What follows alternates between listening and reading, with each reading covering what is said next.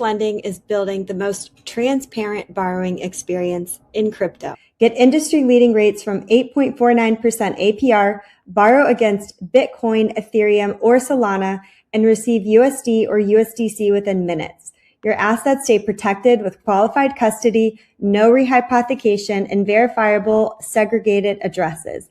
As your collateral grows, unlock more liquidity, adjust your line anytime, and extend your term with a single click. And with 24/7 white glove support, you're never on your own. Arch Lending, simple tiers, public pricing, market leading rates at every size. Check them out at archlending.com/debates. Again, it's archlending.com/debates. Use code debates to get 50 basis points off your APR on your crypto back loan today.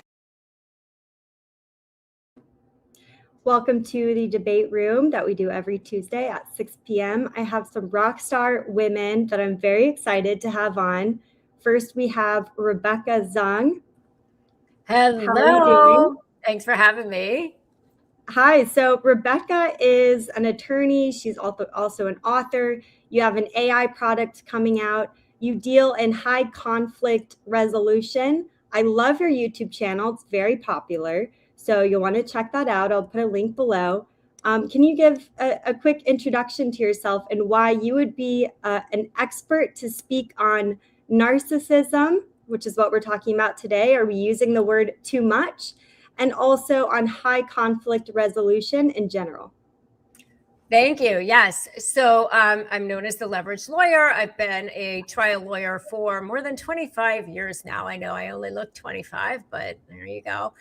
And I started studying narcissism and high conflict personalities from a completely different point of view than a psychologist or a life coach. Really, I started studying narcissism so that I could beat opponents in the courtroom. And I wanted to know how they thought, what they would say, how they think, how to anticipate what they were going to do, and help my clients get the edge so that we could get real results in negotiations or in the courtroom. So that's how I started studying it, really as an overlay to my background in negotiation and trial law. And I did high conflict divorce for many years. I'm also the founder of Slay AI, which is the first patented legal leverage building engine, which takes all of your scattered documentation, your incidents, automatically creates timelines, and takes everything onto a private platform and takes your scattered documentation and creates instant court-ready exhibits by finding the patterns of deception, manipulation, violations, discrepancies, that sort of thing. So it makes your attorney's job that much easier. So that's what I do now. I'm a USA Today bestselling author. I have a YouTube, podcast, all the good stuff. Yeah, there's not a lot of lawyers that have jumped on board with AI. So I think that's really cool. It's probably just going to get better with time, I assume.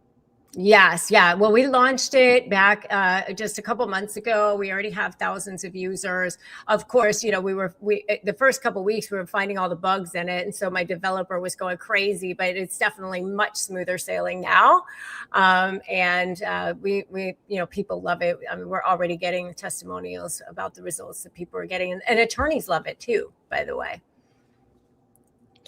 Yeah, I mean, they have to start using AI, right, until their jobs get replaced, which is not going to happen if they are using a product like yours.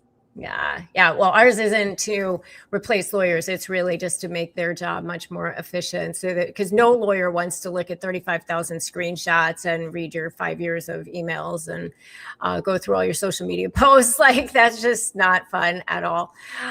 So it just helps the lawyer be better so they can get better results for their clients. And I built it all on a private platform so that it would preserve attorney-client privilege and be able to work in conjunction with so that clients and lawyers can work in conjunction with each other.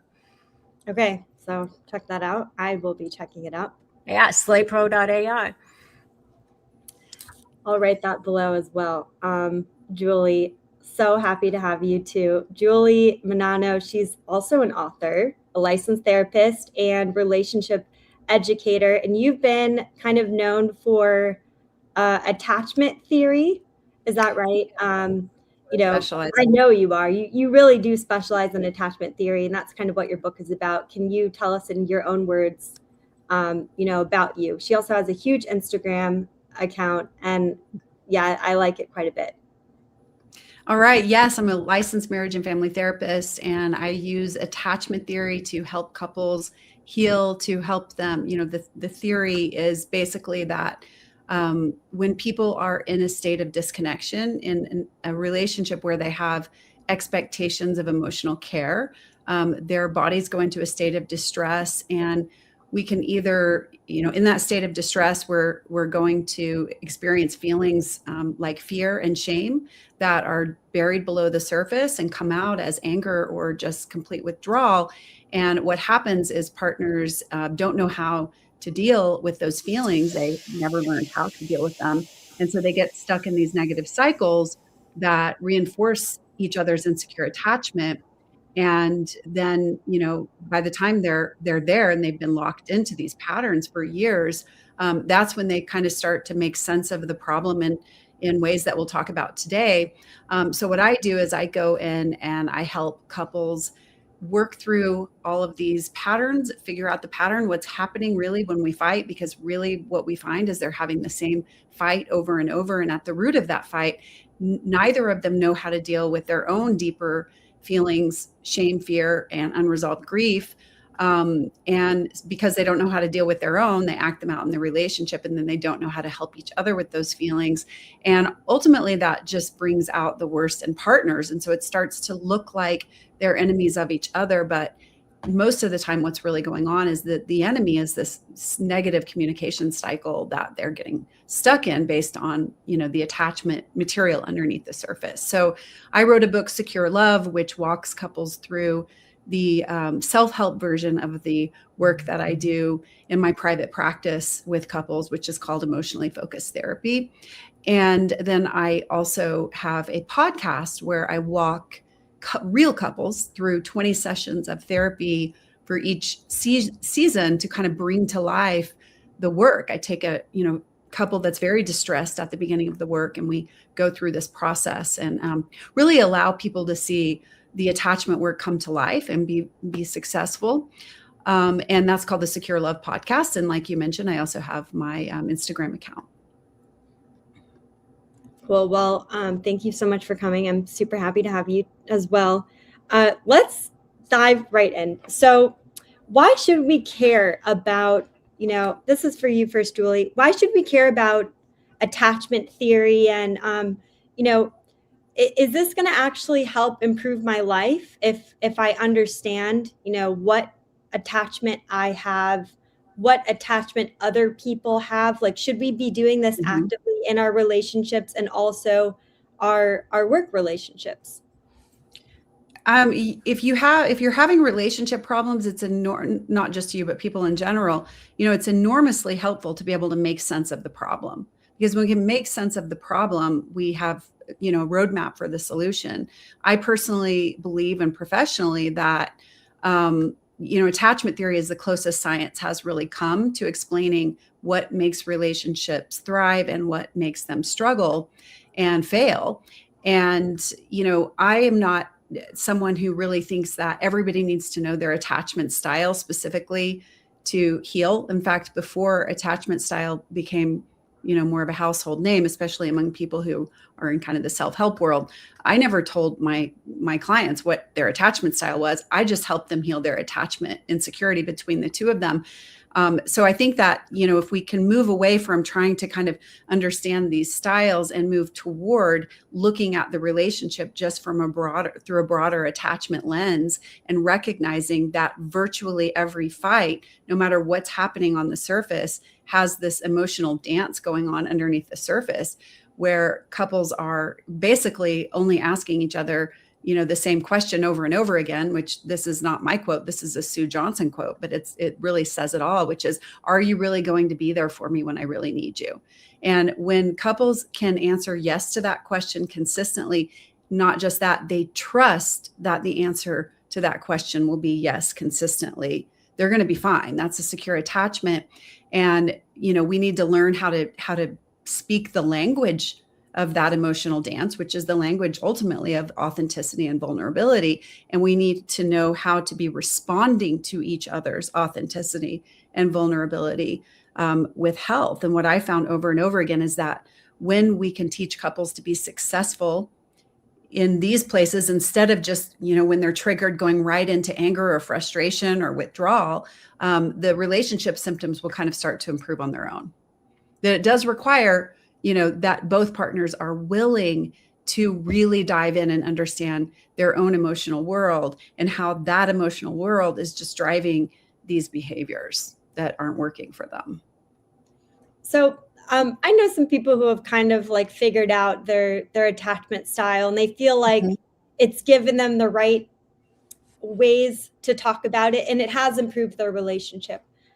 But when do you think that, and that's also kind of a form of empathy, right? But when does empathy start to turn into enabling? And then, Rebecca, I'd love to get your thoughts on this after Julie.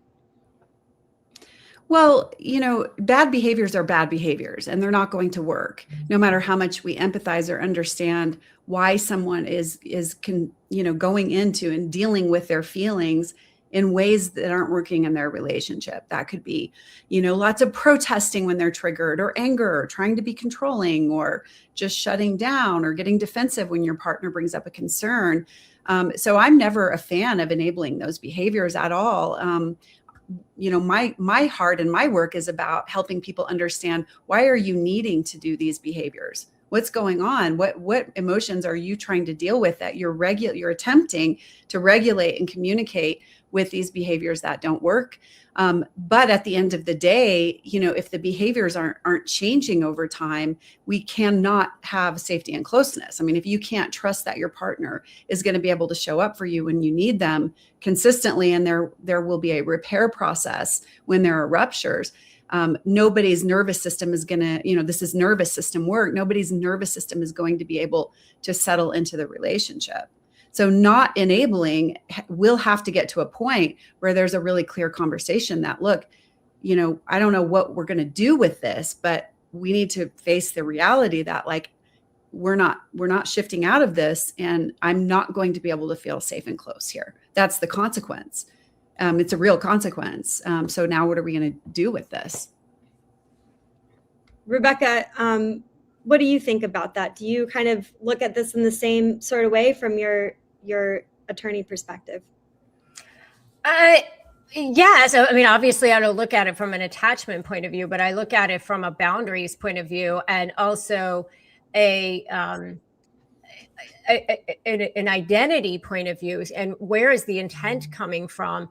If you're providing empathy because you feel guilty, or because you're worried that the person's going to leave you, or because you're hoping that they're going to eventually love you the way that you think they should, or something like that, then those are not healthy reasons to be staying in a relationship. And what I've seen, is that the manipulator, the person who tends to be the manipulator, takes advantage of that person who keeps giving and giving and giving, and then like they give them false hope, and they say that they're going to do things, and then that never comes to fruition. And so, what I always say is that narcissistic personalities, they keep you alive on hope. And so, you just keep hoping and changing and thinking it's going to be different this time, but then it isn't. And by the time they end up in a divorce attorney's office, there's resentment, there's anger, there's years that have gone by where they've given and given and given, and they're not getting what they hoped that they were going to. And then the problem from the court system is that they go to in front of a judge thinking, I'm just going to tell my story, and they're going to see how unfair this has all been. And the judge is going to, see it my way. And it doesn't work that way, because the judge's job is not to make that person whole. And so they end up feeling victimized again by the judge, by the lawyers, by the system. And it really just comes back to your own self-healing, which is what Julie is talking about, which is, do you feel whole and complete on your own and secure on your own, and not looking to make sure that other person. So I think that empathy can kind of be it's a difficult word because every single person has a different idea of what empathy looks like. But I do know that in these high conflict relationships, the manipulating type of person will manipulate people's empathy to get them to continue to be in the relationship so that they can control them. And that's where I think it becomes toxic. Can you give us an example of false hope? What do you mean by that? Someone who continues to give false hope versus someone who is actually trying, like, where's the line? Oh, I mean, I have examples from my practice over and over again, and I'm sure Julie has many as well. But, like what I would see is I had a client one time where she finally decided to leave. It was a very abusive relationship. She finally got the strength together to leave. She's at her mother's. He comes by. I'm sorry. It's never going to happen again. You'll see, I'm changed. I'm different. I'll go to therapy, the whole thing. He goes to like 2 rounds of therapy, maybe 2 sessions, and then it's all about her. And then all of a sudden it just starts to kind of creep back to the way it was before, or actually even worse, because now, he's making her pay for the fact that she tried to leave. And she thought that he had changed, and it was going to be this whole new thing.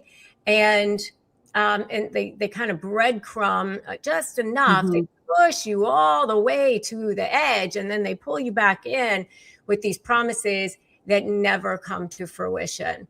And so I remember her giving this example of where she thought it was all great, and then they were getting ready to go out for dinner one night with another couple, and under his breath he just said lipstick, because she had worn red lipstick that night, and she immediately had a gut punch in her stomach, feeling like, oh shoot, he's back. The person who criticizes what I wear, what I look, how the makeup I'm wearing, that sort of thing. And all he said was lipstick. And she knew right away then that it was like he was back. So that's that false hope. Yeah. Julie, how can we have the language to kind of work through our attachment styles, try to figure out if we can have a resolution, but then eventually understand if, we are being led into this false hope area? Then are we supposed to detach, or how do we think through this from your perspective? Well, the first thing I'm going to do when I see a couple, and first of all, if I see a couple, usually that means that both of them are willing to do the work. Not always, but sometimes we need to create some safety to get there. But, the first thing I'm going to do is look at these negative communication cycles that they're getting stuck in when they fight, right? Or when they get in some sort of argument, or one partner brings something to the other and the other one just gets defensive or shuts down, and they're missing each other emotionally. So the first thing I'm going to do is figure out, what's happening in these cycles and how are you both contributing? And what can we do to help each of you manage your feelings in a different way, and communicate those feelings in a different way? So we start to move away from these cycles and we do some damage control. And then once we get some damage control and things start to stabilize, then we want to start adding in even closeness and bonding, which we can't add in if they're stuck in these cycles all the time. And so what happens is over time, when you're doing this work and if you start to see that one partner is willing and able to do the vulnerability work, but the other partner is really lagging behind or not really able to do that, that's when you have to start getting to the point where you really have to say, is this working out? And, as a therapist, the last thing that I want to do is breadcrumb clients, which is keep them in when the situation is really toxic and not safe for one or both of them, by saying, oh, we just got to try a little bit more. So there will be a point where I will say, look, this is not shifting, and here's why I think that's happening. And I always say, we need to look at the evidence for hope. Do you have a lot of evidence for hope, or have you had experience after experience after experience in the past where you've had some hope and you went in full on and put your heart back in, and then you ended up being dropped again? If that's been your experience over and over, I need to understand why you're not really listening to that experience. What's going on with you that you're, staying stuck in a hopeless hope, right? So, the majority of the time it doesn't get to that point, but we always want both partners to put some effort and as much effort as they possibly can into doing their part of the work, because we can't really see if our partner is going to be able to shift. And this goes for both partners if we're not willing to first do our part of the work to create a safer environment. And a lot of times what might look like very clearly on the surface that one partner is wholly to blame is actually really not the case. And, I don't want to ever invalidate someone who is actually in a very toxic relationship with someone who is not capable or willing to change. And that person could easily qualify as a narcissist. That's where I draw the line. Is this person capable or willing to change and look at their own stuff? But a lot of times that it appears that way on the surface, but once we start digging around, they're both actually kind of contributing to the issue in equal ways, but very different. Mm-hmm. So talking about the difficult personality types, a lot of people think now there's this use of narcissism is becoming overused. Do you both agree with this, or do you kind of disagree? Rebecca, what do you think? I would agree with that. I mean, I've kind of personally, I've lately started moving away from the word narcissist I did initially because it was like, as you had said before, like, oh, you get a lot of views or whatever, but I just decided it's just not even worth it for me. I'd rather use high conflict or narcissistic or something like that, because it is a diagnosis. And the way I like to look at it, honestly, is it really doesn't matter what they're diagnosed as. It's your experience of them. And if your experience of them is not serving you, and you know that it's not serving you, then it does not matter what they are called. And you don't need a diagnosis to know that you're not happy in a relationship. So if you know that you're not being treated well, you don't feel respected, you don't feel honored, you don't have a safe space to feel like you can share your feelings or create a healthy, loving relationship with this person, they're not the person for you, whether they're a narcissist or, ostrich or whatever, like just, it doesn't matter. And I do think it's overused. I mean, I can tell you the problem with it in the court system is that everybody is a narcissist now. And so the judges are just like, it's just noise to them. And so there's no point in saying it. And I really counsel people through my channel and through my programs to take your facts, create your leverage, tie the facts to the elements of the law that applies in your particular situation. So if it's a best interest of the child case, then there's 11 factors or 17 factors or 20 factors in your state. And you can take all your facts and summarize them and find the patterns that correspond with each one of those elements and make a case that you're the parent that should have more substantial time sharing or ultimate decision-making authority or whatever based on the law. And that's now when you're going to speak the judge's language, and you don't ever have to use the word narcissist. I see you nodding, Julie. I have a feeling that you're going to say something similar. What's your opinion on this? Well, first of all, I just want to say I couldn't agree more, Rebecca. I think that, you're not going to find answers in labels. You're going to find answers in your nervous system.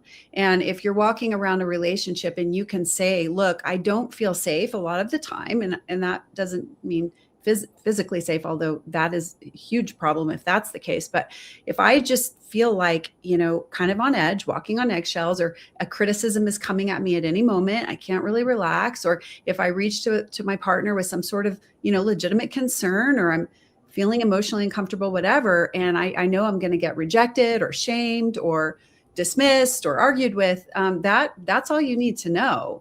And then we need to sort of start working backward from there, which is, okay, this isn't working. It doesn't matter if we call it narcissist or borderline personality or ostrich. We need to work backward and figure out what's blocking this. And sometimes, what I found is most of the time it's a communication patterns that stem from, both partners' inability to deal with their own emotions and help each other with their emotions. Sometimes there is one partner who simply is not there. They're too consumed with their own shame that they're just not willing or able to look inward and do their own work. But I do think that, yes, the term is overused. People really are needing to make sense of their problems.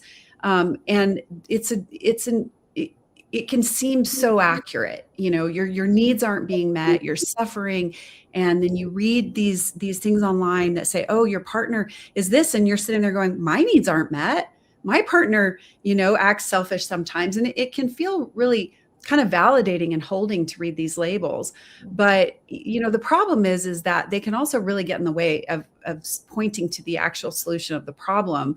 And then, to your point, Rebecca, if you go into a court system and you start saying my husband's narcissist, they're probably just going to think you're crazy, because that is kind of the narrative. Now, I would never suggest anyone go into a court situation and use that word. It's the word has gone from pathologizing the person who's supposedly the narcissist and pathologizing the person who's accusing them of being a narcissist.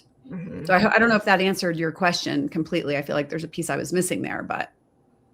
Yeah, no, it does a lot. And what's kind of too bad about it is there are definitely extreme like NPD cases that probably keep people stuck. For sure. But, if people are just labeling everyone a narcissist, then it just gives away kind of that ability to label something internally and then be able to let it go. Unless, is there ever a time, Julie and Rebecca, where a narcissist can change? I'll let Julie answer that. I mean, the only thing that, because I'm not the psychologist here, but I will say that just going back to overuse of the word, I think that the other problem with it is, what I see from my perspective, and I teach people to be empowered in their decisions and to getting real results through negotiations. And that is that it puts the focus on the wrong place, which is on the narcissist and not on yourself and how you have agency and how you have decision-making authority and power. And it just keeps you held in victim mode that way. And I'll tell you this, and this is something I say webinars every single week, which is that there's no narc spray, there's no narc repellent or vaccine that you can get that means that narcissists are never going to come into your world ever again. So the only thing that you can change is yourself, and how you can take ownership of your decisions in your life moving forward. Yeah, that makes a lot of sense. Absolutely.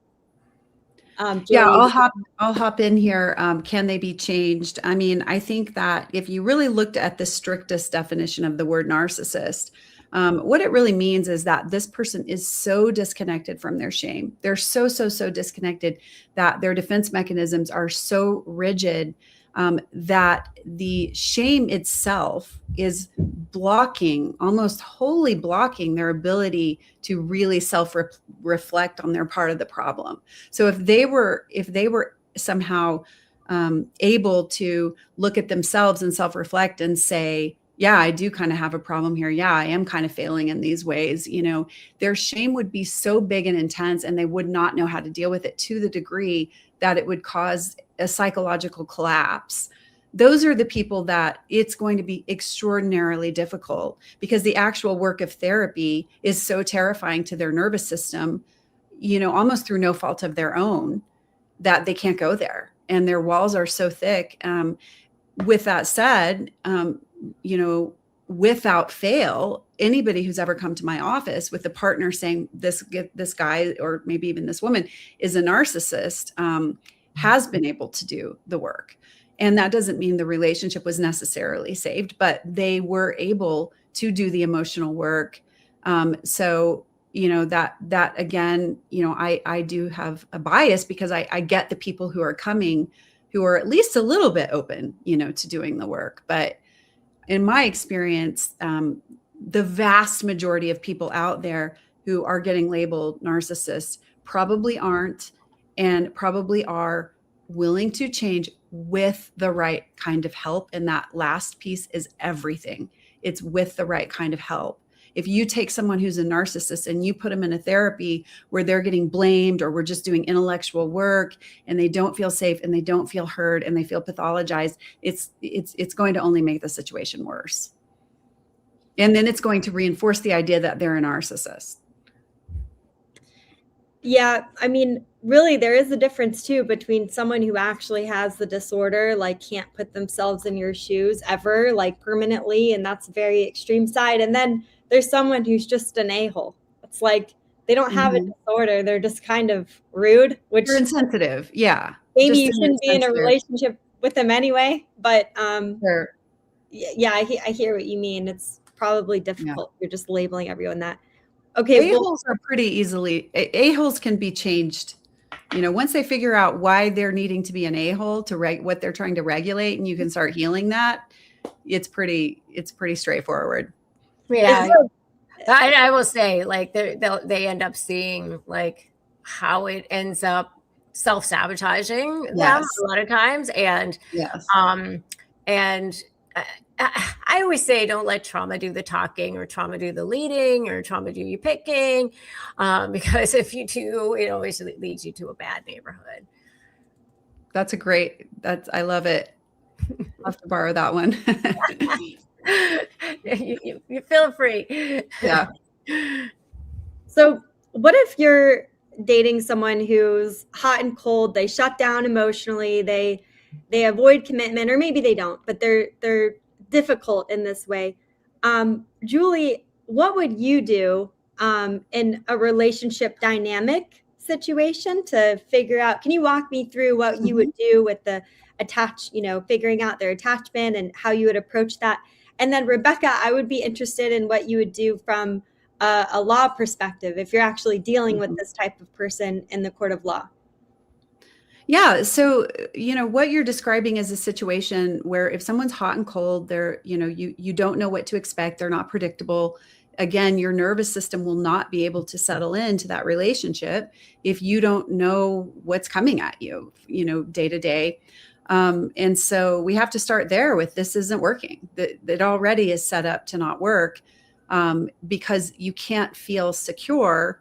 Secure attachment is a felt sense of ease in your body that is there most of the time, the vast majority of the time. And when it's not there, you're able to figure out what's going on. Let's talk about this because I'm starting to feel kind of insecure in here, and like some things are going on that don't feel right for me. And you're able to work through that and make a repair and get back to that safe feeling. So if someone's hot and cold and you're getting a lot of mixed messages and and you're not feeling right about it, that's your sign. This is not a safe relationship. Now the question becomes, well, what are we going to do about it? And that is the conversation that, look, I need to be in a relationship where I can rely on someone when their words and actions are aligned. And, when they're not just, making comments that are, kind of cutting or whatever. It doesn't feel good for me. There's so many things I love about you. We're compatible in all these areas and we have these great times together. And I really would like to see if we can work through this together. And then the $1 million question is that person willing to meet you in that and work on it with you? Because a lot of people grow up in homes where they don't know how to be in relationships in a healthy way. And they're hot and cold because they're dealing with the hot and cold is a symptom of emotional unhealth and within them that is being acted out as hot and cold. And if they're willing to explore that and figure out what is blocking me from being more predictable and consistent, I do believe anybody is capable of healing with willingness, with openness, and with finding also the right help, which is kind of a complicated piece of it. But if that person isn't willing to look at that and the response you get is, oh, well, you're just seeing it all wrong, or, oh yeah, well, I'll change, but not really taking action to work on themselves.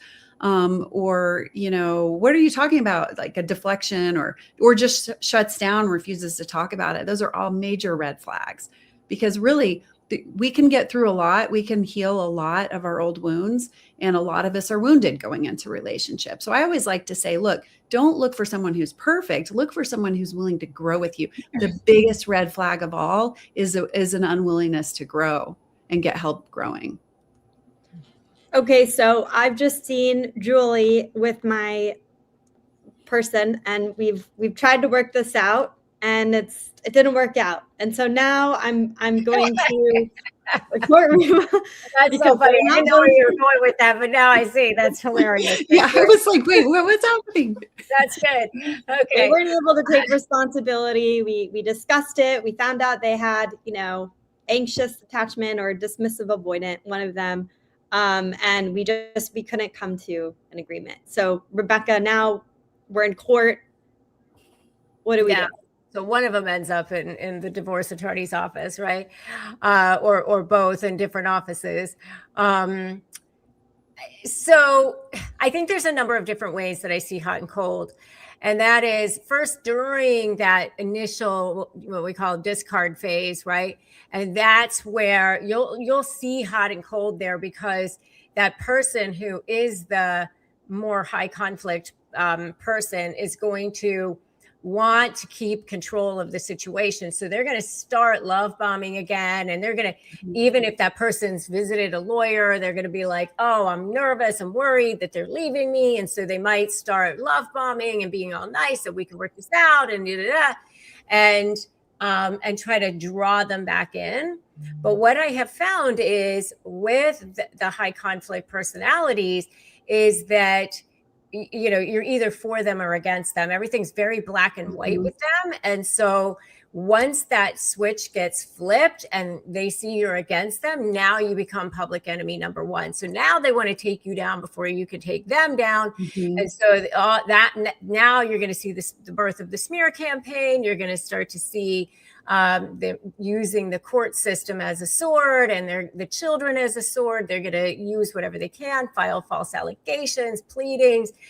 You just feel like you're being like assaulted from every angle at that point. And the other piece that I see with the hot and cold is in the resolution phase, because they'll promise you that they want resolution too, and they don't want to spend a lot on fees and the whole thing. But what they're really doing is gaslighting you into believing that that's what they think, and they're really wanting to just maintain control and keep chaos in the situation. And so they'll continue to move goalposts. So even if they present a deal, an offer with all the settlement terms, the other person would be like spending 2 days going, I don't know if I want this. This is way less than I want, but at least it'll be over. And they go back and they go, okay, I'll accept all of the terms. And then by that time, no, deal's off the table. And they'll turn around and blame it on that person. Well, it's your fault because you delayed, and all of that. And so it's constantly, you just feel like you're going to get there, but then you can't get there because they're changing the terms. And that's where, you have to have leverage in order to incentivize them and motivate them to actually want to come to a resolution. Yeah, you made me think of a friend of mine who was in a kind of, I guess she was trying to get divorced for 8 years or something like that. And somebody didn't have leverage. He continued to kind of do what you described. So it would seem like they had a resolution, and then suddenly the deal would change, or he would say, never mind.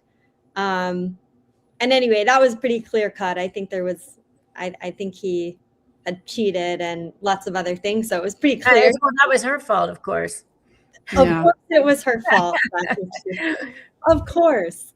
Well, in the court system, why you have a video out on why the gray rock method doesn't work. Can you describe what the gray rock method is, first of all? And then why doesn't that work? You're talking about my video that I just put out recently? Yes.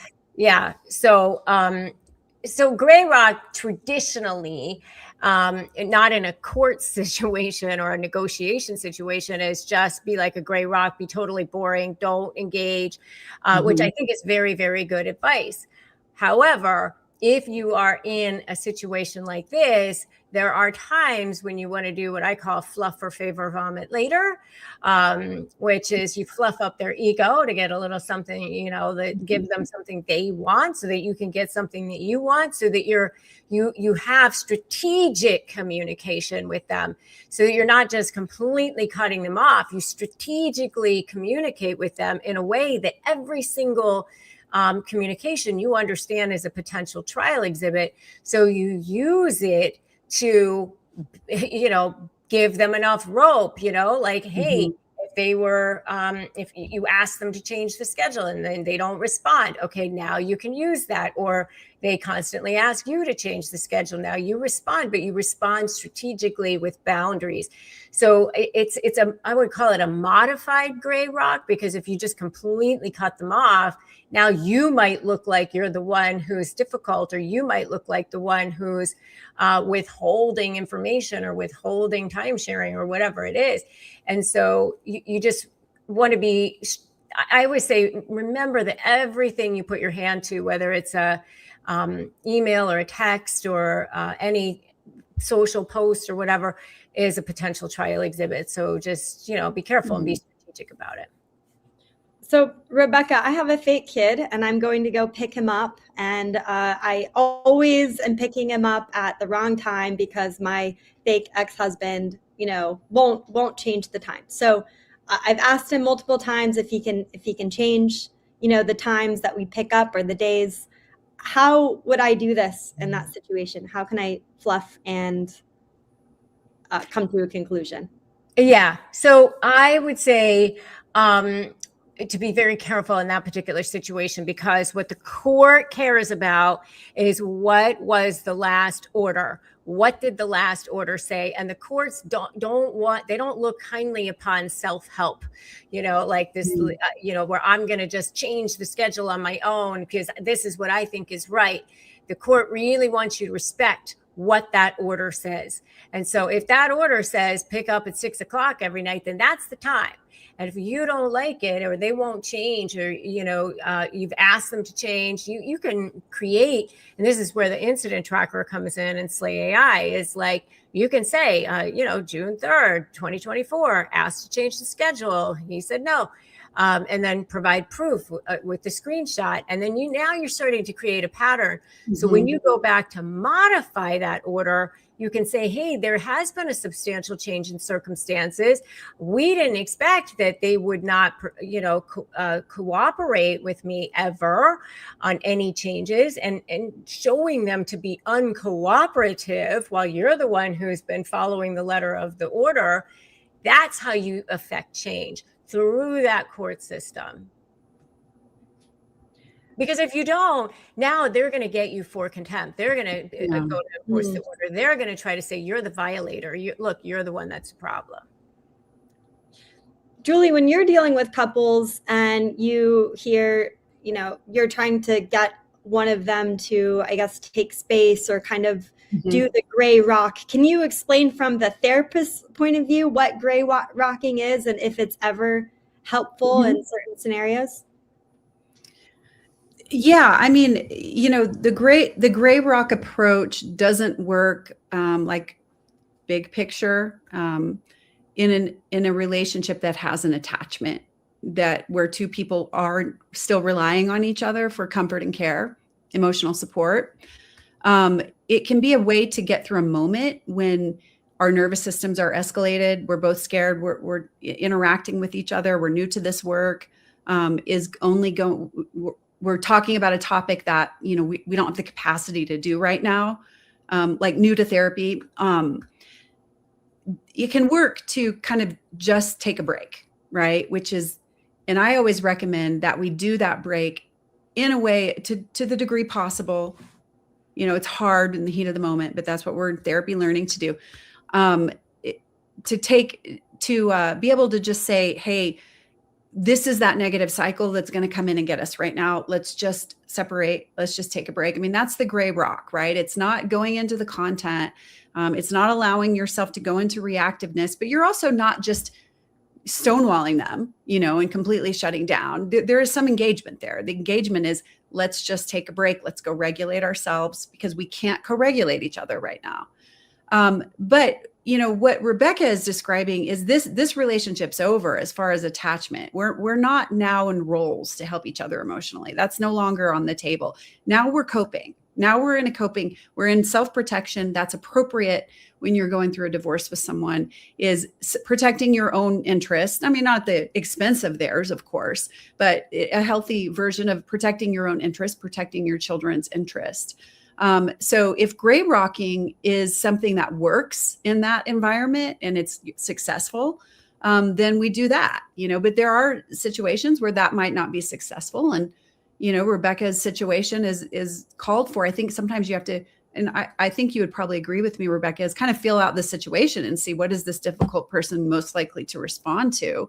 And then where I would come in there is I would say, okay, we have the solution here. We figured out what the best way to respond to this really difficult person is for the greater goal of, keeping this relationship keeping this situation as successful and predictable and healthy as possible. What is going to get in the way of that person doing those things, whether it's gray rocking or this term you said that ends in vomit. Sorry, I can't remember the first word. Fluff for favor, vomit later. Exactly. Because their nervous system is going to be so pulled when that trigger comes from their partner to go into reactiveness, to go into, well, I'm just going to dig my heels in or look at this, or to call the court in a panic. And so my work with that person would be, we need to help you be able to, in the hardest moments, put these skills into practice. Because what happens is if you're not doing the emotional work, you're not going to be able to use those skills when you need them the most. So we combine, my work is to combine the working through those emotional blocks alongside learning the skills to do that. That's really well said. And I agree with everything that Julie just said. I would even echo and say that, when your nervous system is under hijack and your limbic system is in full alert mode, it means your prefrontal cortex, the thinking part of your brain, is shut down, and which is really what has happened with the high conflict personality. Yes. But you want to protect that for yourself so that you're thinking from a place of rationality and reason and being able to calm your own nervous system. So if you're too much in that person's space all the time, you can't you can't get there because your brain is still in survival mode. Is it true, Rebecca, that most of the time the women are the ones who are filing for divorce? I wouldn't say that's true. I think it's both. I think it's probably equal. I don't know. I've never seen the statistics on that, but I think that it's definitely pretty equal from what I know. That's used a lot. Like I've seen it before, kind of where like in the manosphere, the men are pretty adamant that the women, are the ones that are kind of focused on their self-interest the most. And like, I want to know from both of your perspectives, Rebecca, like, do you feel like that's the case where on average, you probably don't know for sure. I would, the only thing I do want to say, obviously everybody's got their own perspective and interpretation about things, right? And so if it's the manosphere, they're going to say women or whatever. But the one thing I do want to clear up with regard to that is that there is this myth out there with regard to no fault divorce, and no fault does not mean fault never matters. It just means you don't have to prove fault in order to get a divorce. They're not making people stay married to each other. Years ago, you had to prove abuse or abandonment or adultery or things like that. And just to even get to a place of, are we going to let these people get divorced, or are we going to make them stay together? And the way that divorce court works is all you have to do is plead that it's irretrievably broken or whatever the word is, the verbiage is in your particular state. And then now you can just get to the place of, how do we get this divorce? But fault matters all the time in divorce. I mean, try lying on the stand, try being an abusive parent, all those things are going to matter in divorce. I mean, if you've spent a ton of money on gambling or waste or drug abuse, all of those things are potentially recoverable in divorce. So I just caution people to go, oh, well, it's no fault. That means I just, everything just sucks for me, because that's not the case. Julie, who's dragging their couple in to see you? Is it on average the wife or the husband? I would say it's more accurately broken down between attachment styles, which I know I said earlier, we don't need to use those, but they're pretty accurate, especially when you are looking at the context of one partnership. And it's usually, I would say 95% of the time, the anxious partner is going to be the one pulling the avoidant partner in. Just because of the nature of how they do their own feelings. The avoidant partner is more likely, stuff it down. Let's just pretend there's no problem. If we don't face it, we'll avoid the heat. Let's just try harder, kind of vague things like that. And then the anxious partner, trust me when I say they have a whole host of other things that they're not doing, that are working so well. But the truth is that 75% of people with anxious attachment are female. And so it does end up that more typically it's the female bringing the male to therapy. Mm-hmm. Is it true that we're kind of born with a type of attachment style, or I guess in the early days, like once you're born and then but then it can change based on who you're with? We are not born with an attachment style at all. They are 100% relationally created. We are born with a need to have secure relationships. We're born with a need to have responsive emotional care from someone that we rely on to feel safe. So if we're born into a situation where we have a caregiver who cannot show up for us emotionally, we're left alone with our emotions, or our emotions get overwhelmed, or they're just punished, and this can happen, any age throughout childhood is when someone's most vulnerable. Then that person develops insecurity. It's in the context of two people. So when you're born, you're not in the context yet of two people. When you're in the womb, you're just you, for the, caveats to that. But it is 100% relational. And the good news about this is that, we create insecure attachment in relationship, and we can heal insecure attachment in relationship. Now, I do believe that there are people who have more of a biological kind of temperamental propensity with their insecure attachment, the feelings that they have of not being able to predict safety and responsiveness from another person. I do believe that some people have temperamental tendencies, or whatever the word is, to manifest that in a way that's anxious, where they're scared and they're nervous and they're reaching to try to close the distance, or they're protesting a lot to try to just hear me, just see me. That's the anxious attachment. And then another person, they're maybe more set up from birth to manifest that in avoidance, just stuff it down. If emotions aren't safe, if I'm not getting positive responses, just disconnect from them. Don't ask, don't show it, or just, kind of get really defensive if someone does try to kind of confront you on something. I always like to tell a story that I have 6 children and I have a set of twins, and 5 of my children were pretty chill babies. They didn't, they were just kind of happy, didn't cry excessively, just normal crying. But then Sophie, who was a twin, was just crying all the time. I mean, just nonstop crying. And so I just held her all the time. I just held her and gave her what she needed. She was fine when she was being held. I had to hold her and walk forward. that was the trick. Like, you couldn't just hold her and stand. You had to walk forward. So, I always say, look, her little nervous system needed more regulation than other babies. And so that's why she was crying, is her body was needing, her skin was needing more holding. So had I not been able to provide her with that because I didn't, know better or whatever, or just thought, well, babies have to cry it out, the odds are very high that she would have been the type to end up with an anxious attachment, because she wasn't going to shut it down. She was going to keep crying until those needs got met. And then, so another baby might just, they might just shut down their emotions and stop needing altogether, and not really stop needing. It just looks like not needing on the surface, but really they've just detached themselves from the need. Good news with that is that need can be reawakened later, even into adulthood, with the right type of help.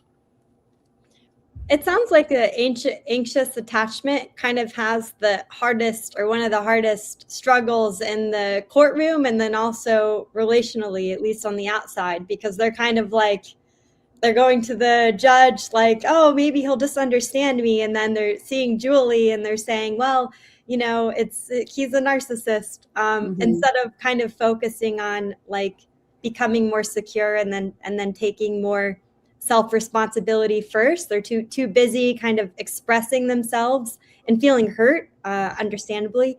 Do you think that that's true? Or would you say like the more disorganized attachment is kind of the hardest? That one's a little bit strange, to me, like how to articulate the disorganized type.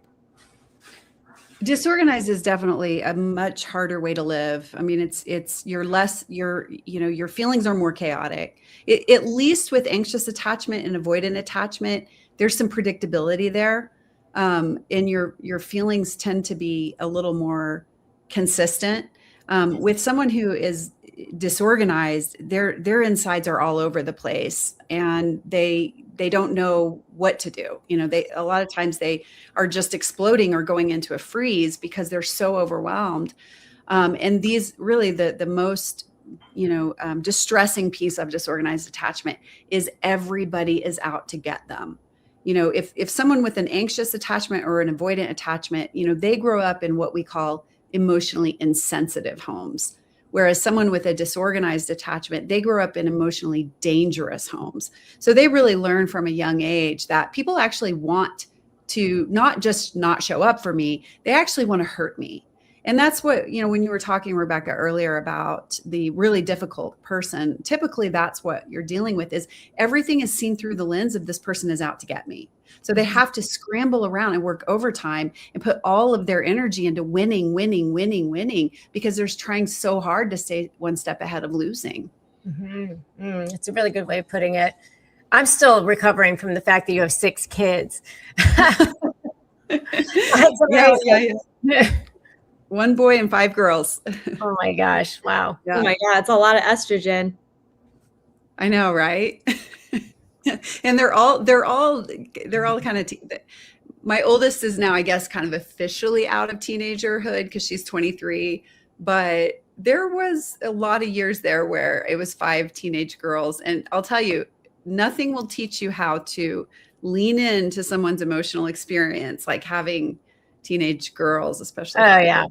So I have 4 kids, but oh, you do? Oh my I gosh. do. I have 2 of each, but I have had 2 teenage girls. And I always say the boys are harder at the beginning and easier later, and then the girls are the opposite, because the girls are, oh my goodness, they're wonderful now. I couldn't agree more. I mean, they're it worked out really well, but those were some hard days. Yeah. They're probably like super kids, both of you guys as kids, very like boundaried, self-expressive, loving. They probably have to let them. You have to do a kids of guests show, and you can ask them. Exactly, we'll bring them on. Yeah, I would love that. I think everyone's on their phones and computers, and they kind of forget how to communicate. Like no one has their driver's license. Everyone's like, nobody knows how to even like pick up the phone and call. Everything is just like brief texts, and it's different. It's a different world for sure. Do you think more people are, not your angel kids, but do you think more kids are growing up a little bit more narcissistic because of that? Or maybe, I don't want to say that word, but more just like not as empathetic, or not able to kind of navigate the world as well because of this? And what do you guys think people can do from both of your perspectives who do have kids? Mm-hmm. There is actually a book, I think it's called The Narcissism Epidemic, if I'm correct on that. And she said that the cases of NPD have increased, I think, 30% between the 1970s and 2010. Now, it could be the way they're measuring it, measuring it. I mean, I think there's a lot that goes into it, but there certainly is an increase. And, I will say that I do think that, the phones and social media and all of that is definitely not helping. That's for sure. Yeah. I think that using that word is appropriate, as a little n narcissism. It's tricky because that word, I think you said it, or one of you said it at the beginning, is it's just taken on so many meanings. But I do see, kind of an increase of, I want to say, like antisocial and self-absorption. I mean, how do you not be? I mean, they go on the phone, and then they're just instantly bombarded with image and status and beauty and this and that. And it's like anybody feels insecure, and when people feel insecure, that's when they're going to become self-absorbed, because they're trying so hard to stay safe, and people who are self-absorbed just don't feel safe inside. So there's a lot coming at these kids. What I'm seeing is my kids are 24 down to 15 or 14. And, they do seem to be kind of catching on. I don't know if it's just because my kids and I have these conversations, but they're catching on to how toxic all of this is. And I think they're starting to just kind of want to turn away from it. But I'll tell you what I've done with my kids that has been really tremendously helpful is I can't protect them from everything coming at them. But what I can do is I can teach them to be emotionally healthy around the stuff that's coming at them, and to teach them to manage those things in a healthy way. And that really starts with them being able to tap into their own bodies and do their own emotional work. And instead of seeing the, person on Instagram that has the perfect hair and the perfect makeup and the perfect clothes, and then just kind of feeling insecure and then going shopping. Now I'm going to go do some shopping so I can look as good as this person right now, to kind of relieve some of that stress. What I'm teaching them is like, let's step in. What happens inside of you when you see this person? Is that when you kind of start to say, well, I'm not measuring up, I'm not enough. Where does that take you? Well, it's scary. Well, where does that, I mean, of course, these are many conversations repeated over the course of time, but where does that take you? Well, I would feel rejected if I'm not enough, and that's going to be lonely. And I don't want to feel that pain. And then by the time we start really getting in there and putting words to all of that stuff, that's really relieving a lot of the tension around that to begin with. And all of a sudden now, instead of them using shopping or whatever to go relieve some of that pain, they've just relieved it in a moment of connection, which is what they were looking for to begin with. Because that's what people are looking for when they're trying to be perfect, is to feel accepted and loved. And they're looking for the connection that they're not getting in real life. So my work is about, let's help people really start feeling fully connected on a deeper emotional level. And some of these symptoms will start to ease up. Yeah, I like what you talk about a lot, because like it does give some hope that you can kind of strengthen the relationships that you really care about. And then, Rebecca, you help us not get too hopeful and kind of remember to protect ourselves. Yes. Because I've been very naive before. It's my baseline to give the benefit of the doubt almost always, kind of how I was born, and like I've always kind of been that way. So I think sometimes like people maybe have to get through those experiences to then realize like, oh, they can have really close relationships, but they also need to have the right words to protect themselves too. And the dynamic is just unhealthy. It's not narcissistic. It's not this person is toxic. It's just, this is unhealthy for me. So now it just doesn't work. So I think both of your perspectives are really good. And I want to ask one more thing. Julie, you talk about kind of the relationship shouldn't be perfect. We shouldn't focus on, perfection.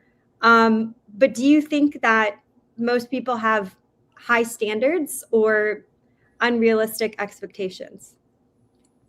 Well, I think that it depends on what those expectations are. I mean, everybody deserves emotional connection, emotional availability, and emotional comfort.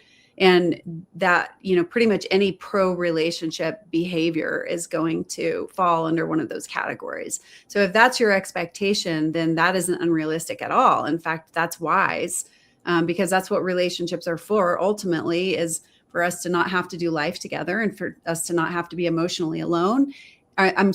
For us to be able to do life with a partner, to, have kids and have a family and build a life together.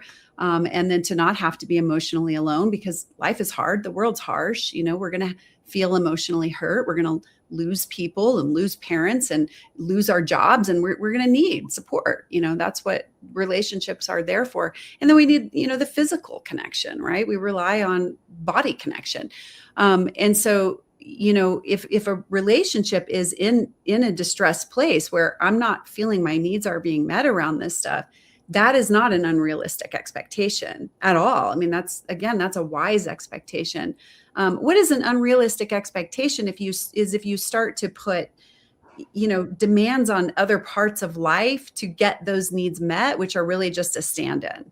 Like, I need for you to say this exact thing to your mom when your mom says something to your sister behind my back.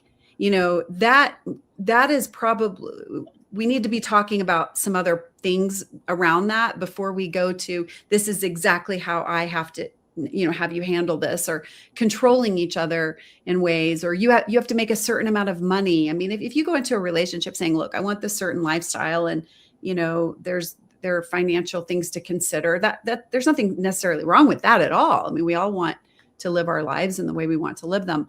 But if you're controlling to the point of, well, my partner has to make, X number of dollars a year because I need to be able to live in the biggest house or afford the best car, without really considering the emotional nature of the relationship. And you're not really asking yourself, what does this big house and big car actually mean to me emotionally? What need am I looking to get met by having those things? That's when we start, getting into realistic, unrealistic. But the truth is too, that some people are already in relationships with people who aren't able to meet their emotional needs. That does not mean that expectation isn't reasonable. But we also have to recognize, just because we have an expectation doesn't mean that someone knows how or is willing to meet that expectation. Rebecca, how do you think about this from an attorney point of view, having high expectations, or at least like good expectations, like say I'm like, oh, I would like good expectations for myself. I want to do right by this person and vice versa, versus being unrealistic. Like, how would you help someone kind of navigate the difference and then make peace with that? I mean, managing expectations is like new attorney 101. I think that's something that new attorneys like really fall into a trap of, I'm going to promise you, you're going to get all these things. And then, then you end up, they're mad at the attorney if things don't go that way. So, I learned really early on about how to manage expectations for clients. Basically, like, here's your best case scenario, here's your worst case scenario, and it always has to be grounded in the law. And if somebody comes in and says, I want 100% custody and I want 100% of the assets and I want their income to be signed over to me for the rest of their lives, well, that's not going to happen. So, there's got to be some understanding about managing expectations. And, one of the things that I say when it comes to custody, for example, a lot of the mothers are like, they've never changed a diaper. They don't even know where the school is. They've never taken them to a doctor's appointment. I should have more custody time. And they're not really happy when the courts are favoring 50-50. And how I manage expectations from that point of view is like, okay, well, you know what? If you start from the premise of like, there's 30 days in a month, 50-50 is 15. How many overnights do you think he should have? Because it's not going to be zero. It's not going to be zero. So it's going to be somewhere between 0 and 15. So what looks reasonable to you? Is it 5? Okay, how is that going to actually look? So we really get down into the nitty gritty of the goals. And you can take that for any kind of a case, frankly. I mean, if it's employer, employee, or if it's business partnership or whatever, like really get down into, okay, here's the law on this. And so that's what the judge is going to care about. And that's also where you're going to ground your leverage in, okay? Because if you go in front of a court, here's what you're going to ask for, and here's your chances of getting that. And so that helps to help you decide how to strategically make decisions in your case. And managing expectations is a huge part of it. Because people want to feel whole. They want to be made whole. I signed on to be married forever. I didn't sign on to have a cheater who abuses me.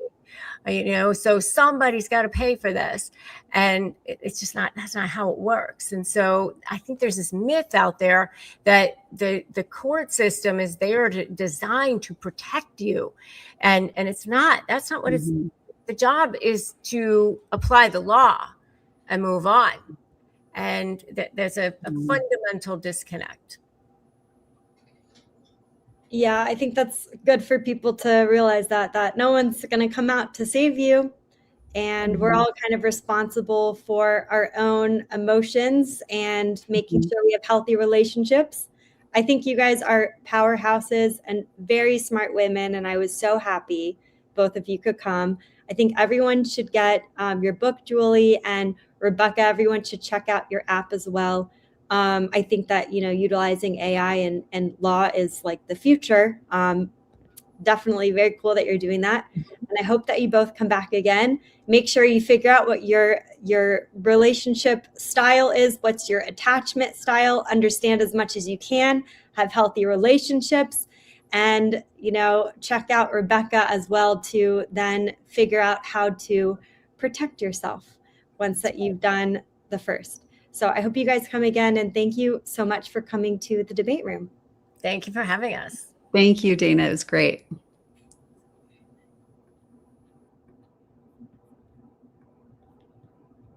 Arch Lending is building the most transparent borrowing experience in crypto. Get industry-leading rates from 8.49% APR, borrow against Bitcoin, Ethereum, or Solana, and receive USD or USDC within minutes. Your assets stay protected with qualified custody, no rehypothecation, and verifiable segregated addresses. As your collateral grows, unlock more liquidity, adjust your line anytime, and extend your term with a single click.